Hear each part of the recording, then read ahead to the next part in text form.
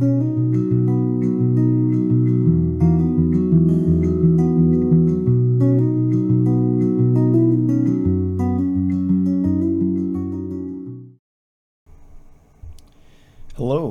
happy Tuesday, or happy any day of the week that you may be listening to this on.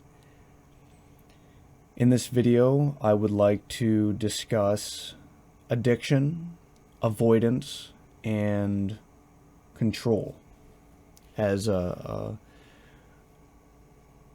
way that I coped with overwhelming experiences in childhood.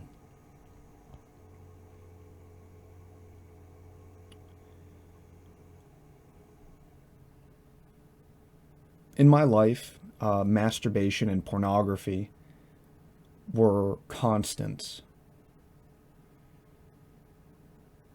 They've trended to be more frequent as time went on, but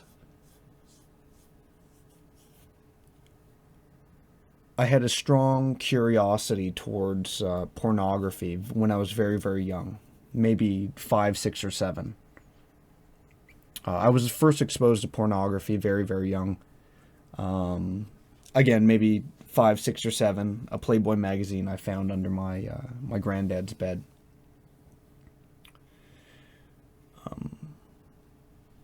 I was then exposed to some very, very weird hentai on the computer. Maybe a year later, sometime later. After I was curious, I really didn't know what I was looking at, but it was really, really grotesque. And my grandmother, my Lola, she had found out about it, and she had approached me and kind of grilled me about it. It's like, were you looking at this stuff? And I lied. I said no. But frankly, it's like the experience that I had wasn't pleasant. It was very uncomfortable. It felt terrible. I think I would have benefited from, more of a compassionate, empathetic conversation. Like, what happened? What did you see? But instead, I felt like I was being shamed, like I'd done something wrong. I was naturally curious as a child, and I stumbled across something that was too much for me. And I was made to feel like it was my fault.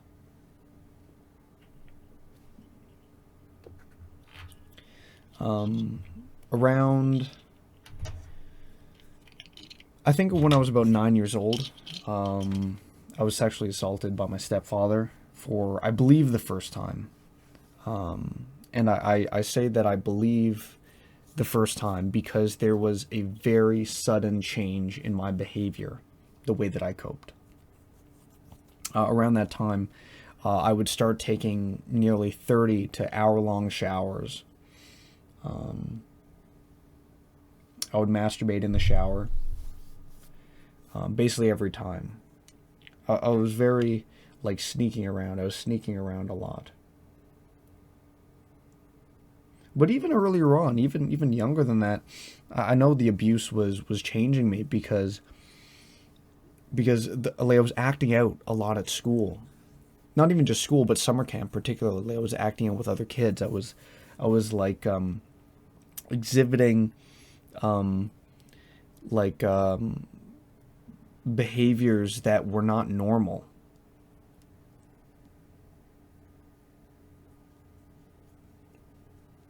But I felt a lot of shame, and I hid these things. Because I felt like there was something wrong with me.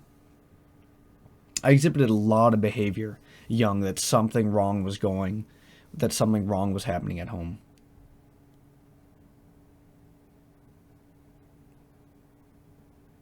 I was acting out a lot sexually. My masturbation and pornography, as that habit developed, but it's like I would escape into the shower, or when I got a phone, and I think it was probably later on when I had internet access. I remember I was waiting a long time for that, but particularly masturbation and fantasy, that was my escape. like I began sexually objectifying everybody, men, women, and it's like I've always been interested in women, but I was objectifying everybody. Like people in my family, people at school, teachers, everybody. Everybody.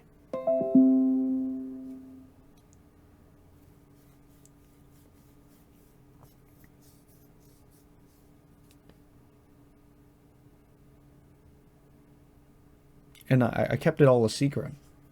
I felt dirty. I felt wrong. Um,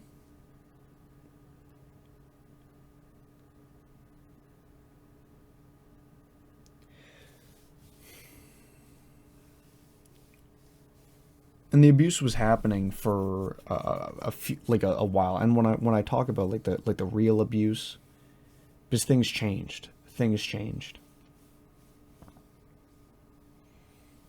I remember my stepdad eventually he got. I used to sleep in the bed with my mom and my stepdad, but my stepdad wanted to isolate me, so he kind of said like, you know, you got to start sleeping in your bed, and then so he'd start coming in my room at night. And I remember I'd hide under the covers. I'd hide under the covers. You know, in my mind, I was hiding from the boogeyman, but the boogeyman was really my stepfather. I was terrified of the dark. Um, Things are a little fuzzy around this time. My memories feel fragmented. But masturbation, pornography, and fantasy was a place that I can go when I was being sexually abused. It was a place where I was in control. Everything that I fantasized about, it was in my head. I was in control. I could kind of sublet, or not sublet, but I could kind of sublimate, as in like change one experience into another, even though that's typically like a physics term. But I could sublimate my experience of sexual abuse, where I was out of control, into a sexual fantasy that I was in control. So sublimated in that sense. So changing one thing from one state to another, from a solid to a gas. Solid, I'll talk about the metaphor here, but sublimate as in the solid intrinsic experience of being sexually abused, where I am powerless and where my nervous system is screaming it's so horrible, to a gas where it's still the same thing. It's processing that sexual energy, that abuse, but in a completely different form.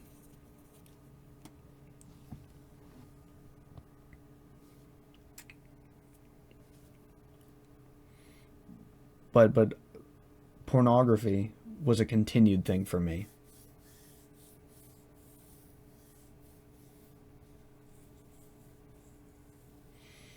I still watch porn. I watched porn last night. I watch porn a lot.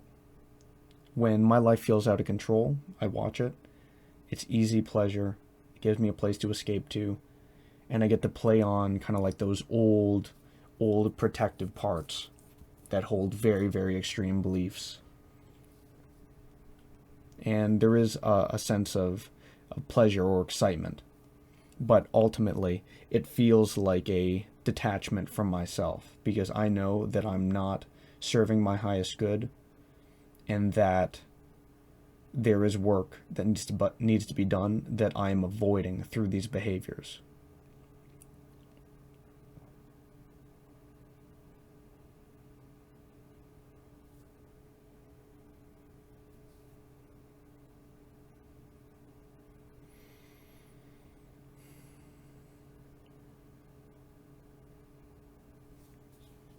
Yeah, I'm learning every day. Things kind of suck sometimes. And really, I'm kind of trying to give it a positive spin just so I don't sound like a miserable fuck. Well, we living out here. We living.